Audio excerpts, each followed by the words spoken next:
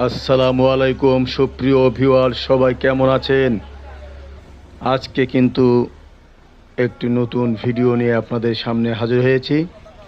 দেখেন, আজকে আমার স্কুল থেকে ফেরার পথে অর্থাৎ খুলনাতে আসার পরে ভাবলাম যে একটু তরমুজের রাজ্যে ঘুরে আসব। তো যেই কথা সেই কাজ, চলে গেলাম সেই কদমতলার মোড়ে, স্টেশন রোড, যেখানে তরমুজের বিশাল সমাহার অর্থাৎ আড়ত। বিভিন্ন অঞ্চলের তরমুজ কিন্তু এখানে এসে ভিড় করে এই আড়তে জমা হয়।